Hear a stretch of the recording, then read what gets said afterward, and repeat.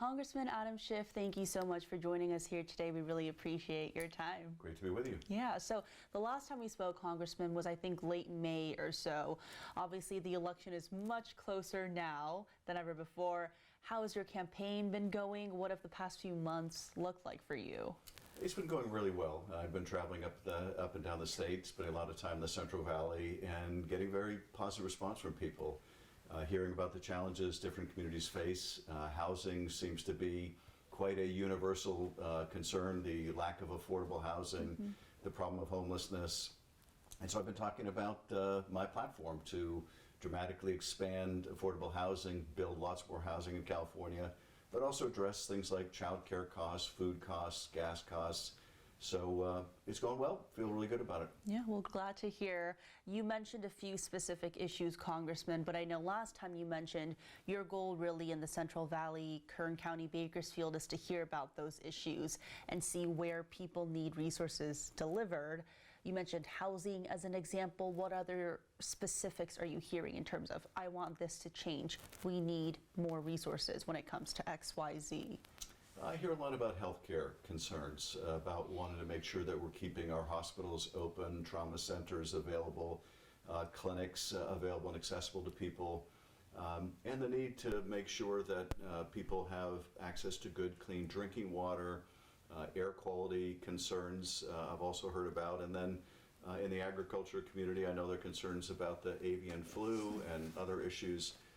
So I very much look forward to working with people here in Kern County to try to address these concerns. And I think a big question for a lot of Democratic candidates here in Kern County is being a pocket of red, right?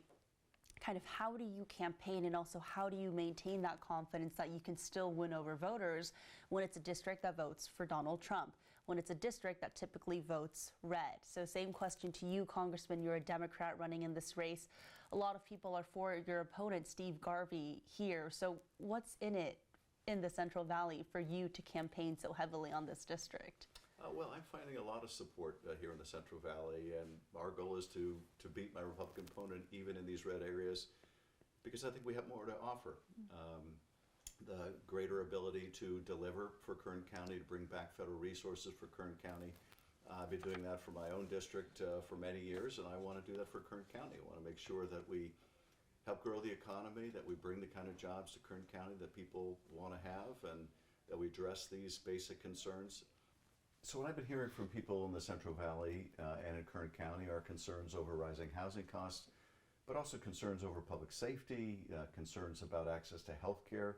People want to make sure that their hospitals stay open, that their critical care units remain open, health clinics remain open and accessible, that health care remains affordable, that we bring down the price of prescription drugs. Hear concerns about air quality and water quality, and these are the challenges that I want to help bring back federal resources to Bakersfield to make sure that I'm an aggressive champion for Kern County in the U.S. Senate. And a lot of those issues, Congressman, are what Rudy Solecki, who's also now running to be a congressman, that he's also campaigning on very heavily here. Issues of health care, abortion, overtime for farm workers. Those issues are very different from what his opponent, incumbent Republican David Valadao, are campaigning on, right? He focuses a lot more on border security, immigration, those types of issues. In more local races like this, the contrast in issues that Democrats and Republicans kind of campaign on, can you just tell us a little bit more about that strategy and reaching out to voters on such different issues? What that looks like behind the scenes, why the messaging is so different for each of the parties? Well, look, I think that what people are looking for in the representative is someone who will sit down with them and try to meet the needs of the community and do so on a nonpartisan basis. The challenges we face in the Central Valley are not unlike challenges anywhere in the state or the country. People are struggling to be able to afford a place to live. Rents are going up hand over fist, along with the prices of other goods. And so they want to make sure their representative is going to do something about it. To me, that's the central challenge right now. It is, I think, far and away the most important issue, at least the one that people are raising with me. So I try and offer solutions. And on housing, there are federal tax credits that we can dramatically increase to build lots more housing, to bring rents down. I'd like to see a renter's tax credit so that renters can write off some of their rent on their taxes the way homeowners get to with their mortgage. To me, these are the kind of things that cross party lines that I'm going to be championing in the U.S. Senate for this region. And again, Rudy Solecki, who you're here to campaign for today, one of the most expensive and competitive House races nationwide. What exactly are you doing, Congressman, to hopefully help get Rudy through the finish line? And in many other California House races too, right? The majority runs right through California. Well, Rudy Solecki is championing things that I think are really important, like bringing down the cost of housing, like making sure that hospitals remain open. He's got a proven track record of bringing millions back to his district in order to do that. I'm going to want folks in the U.S. House that are committed to reducing these costs of living, that are willing to work across the aisle and get things done and deliver. That's what he has a record of doing, and so that's why I'm here to support him.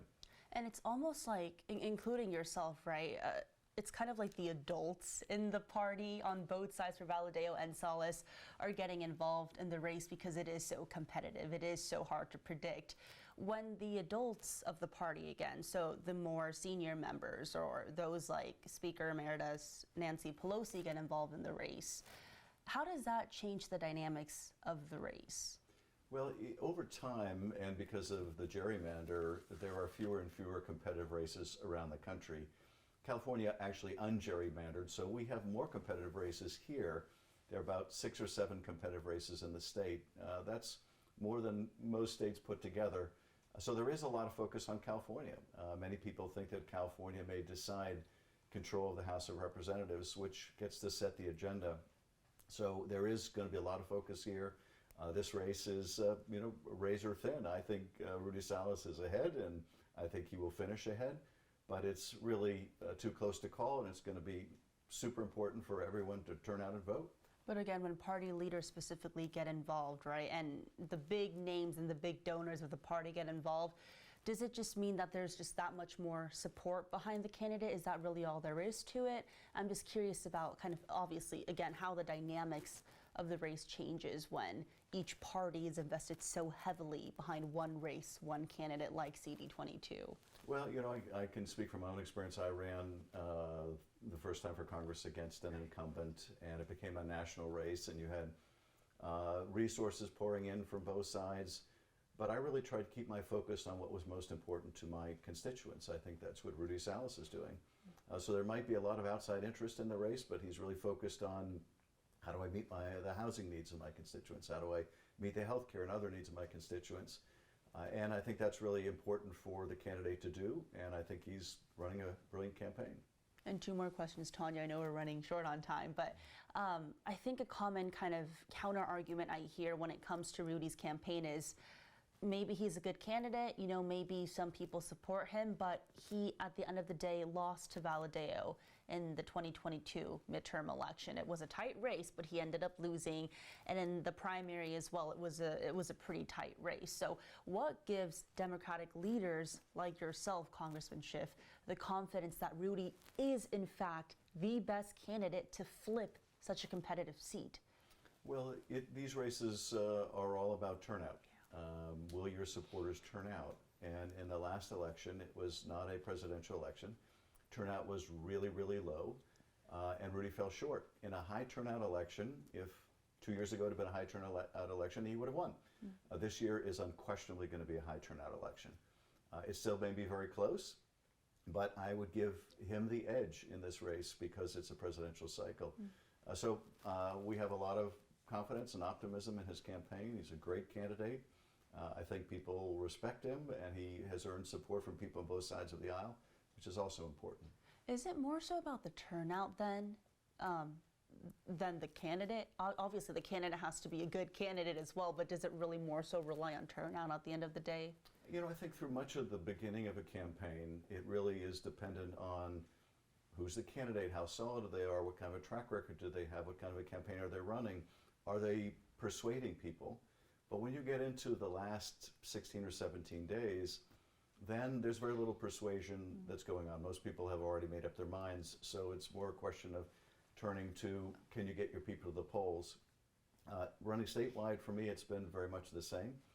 I think that my opponent is very out of step with the views of Californians on most of the issues.